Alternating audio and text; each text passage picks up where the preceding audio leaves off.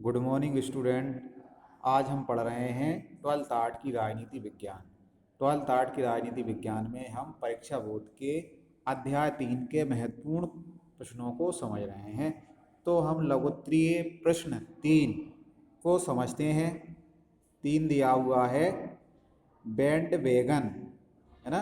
Band wagon रणनीति से आप क्या समझते हैं? यह अपने को छुपा ले रणनीति किस प्रकार अलग है? तो बैंड वैगन रणनीति इसे हम समझ रहे हैं, तो समझते हैं। किसी देश की सर्वाधिक शक्तिशाली राज्य के खिलाफ रणनीति बनाने के स्थान पर उसके वर्चस्व तंत्र में रहकर अवसरों का लाभ फायदा उठाने की रणनीति बैंड वैगन रणनीति कहलाती है ना। तो क्या है? किसी देश को सर्वाधिक शक्तिशाली राज्य के खिलाफ, किसके खिलाफ?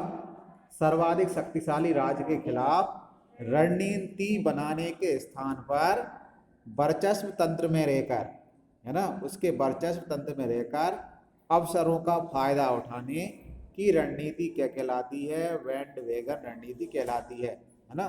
तो उसके खिलाफ जो शक्तिशाली है उसके खिलाफ रणनीति नहीं बनाई जाती, बल्कि उसके वर्चस्व का, उसके शक्तिशाली होने का क्या उठाया जाता है? फायदा उठाया जाता है। इसी को क्या कहते हैं? बैंड वैगन रणनीति कहा जाता है ना। तो यह रणनीति अमेरिकी वर्चस्व से संबंधित है। अब यह रणनीति किससे संबंधित है? अमेरिकी वर्चस्व। मतलब जब क्या था कि अमेरिका का वर्चस्व था, अमेरिका ही एक शक्तिशाली देश था। वैश्विक रणनीतिकारों हेतु हमेशा ये एक जटिल प्रश्न रहा है कि अमेरिका वर्चस्व से किस प्रकार बचा जाए, है ना। कि अमेरिका जो क्या हो रहा है, दिन प्रतिदिन शक्तिशाली होता जा रहा है, उसका वर्चस्व बढ़ता जा रहा है, तो इससे किस प्रकार बचा जाए। इस संदर्भ में कुछ विद्वानों की मानता है कि अमेरिका से संघर्ष करने की अपेक्षा उसके वर्चस्व में रहकर अधिक लाभ उठाना चाहिए। तो इसमें क्या है कि अमेरिका के वर्चस्व से किस प्रकार बचा जाए, कि अमेरिका दिन प्रतिदिन शक्तिशाली होता जा रहा है, तो इससे मतलब क्या है? कुछ विद्वानों का मानना है कि हमें क्या करना चाहिए कि अमेरिका से संघर्ष करने के बजाय, संघर्ष की अपेक्षा हमें उससे संघर्ष नहीं करना चाहिए, बल्कि उसके इस शक्तिशाली होने का, वर्चस्वशाली होने का क्या करना चाहिए? हमें फायदा उठाना चाहिए, लाभ उठाना चाहिए, है ना। हम उससे लड़ेंगे, उससे संघर्ष करेंगे तो हमें नुकसान होगा, बल्कि हम उसका क्या करना चाहिए? उसके फेवर में होके उसका फायदा उठाना चाहिए, है ना। उदाहरणार्थ एक देश की आर्थिक वृद्धि दर को शिखर पर ले जाने के लिए बाजार को बढ़ाना, प्रौद्योगिकी का हस्तांतरण, निवेश परम आवश्यक है। तो एक क्या है? आर्थिक वृद्धि। अगर किसी देश को शक्तिशाली बनना है तो उसकी आर्थिक वृद्धि होना बहुत जरूरी है ना। तो आर्थिक वृद्धि दर को बढ़ाने के लिए क्या करना चाहिए? ठीक है, जब तक आर्थिक वृद्धि, वो देश, है ना, धनी नहीं होगा, उसके पास पर्याप्त पैसा नहीं होगा, उसके नागरिकों के पास पर्याप्त पैसा नहीं होगा, उनकी गरीबी दूर नहीं होगी, बेरोजगारी दूर नहीं होगी, तब तक वो आर्थिक वृद्धि नहीं कर सकता। तो इसके लिए क्या करना चाहिए? आर्थिक वृद्धि दर को शिखर पर ले जाने के लिए बाजार को बढ़ाना है। अब क्या बढ़ाना है? हमारे देश में तो हम क्या करेंगे? सामान बेचेंगे ही, लेकिन अमेरिका का बाजार जो है हम उसके फेवर में हो जाएं, ठीक है, उससे संघर्ष ना करें, उसके वर्चस्व का हम फायदा उठाएं, तो हमें अमेरिका और उसके सहयोगियों का बाजार मिल सकता है ना। हम उससे क्या करेंगे? मित्रता करेंगे, है ना। तो मित्रता के कारण हमें वहाँ उस बाजार में अमेरिका के हमें का फायदा मिलेगा, है ना।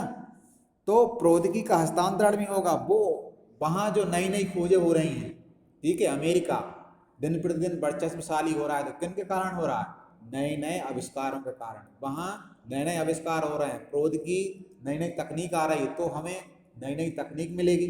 जब हम उससे मित्रता करेंगे जब तो देगा वो हमें, है ना।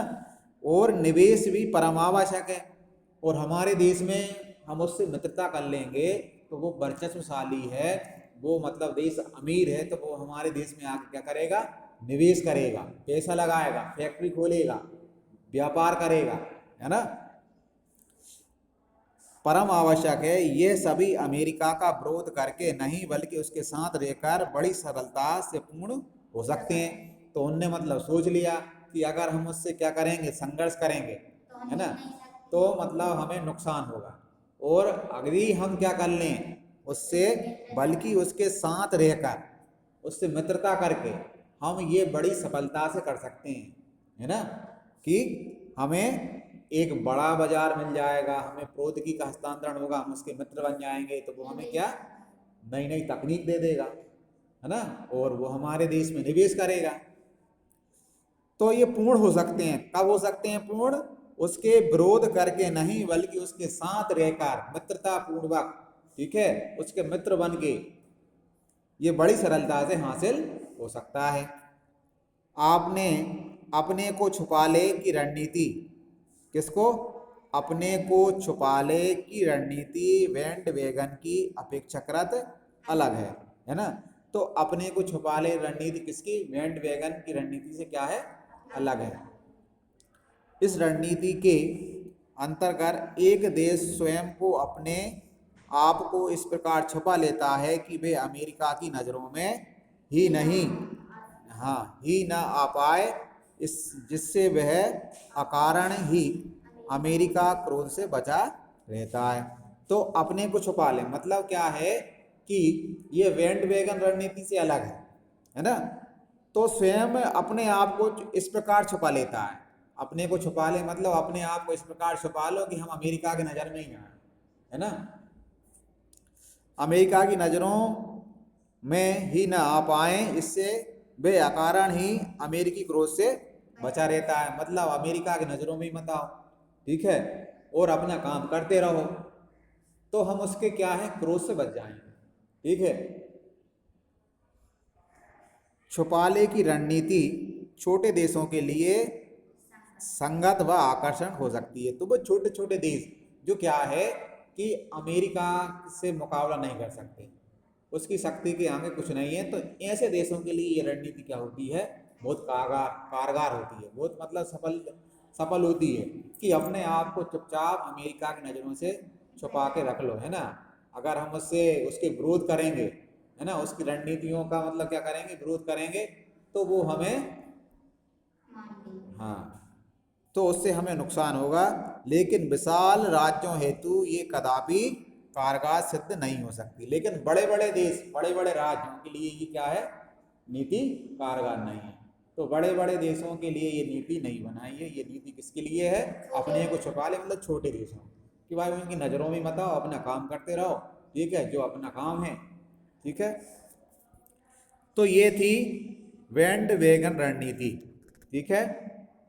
तो बैंड वैगन रणनीति में क्या है कि इसमें शक्तिशाली, सर्वाधिक शक्तिशाली, जो सर्वाधिक शक्तिशाली है उसके खिलाफ रणनीति बनाने के स्थान पर उसके वर्चस्व का लाभ लेना ही क्या है?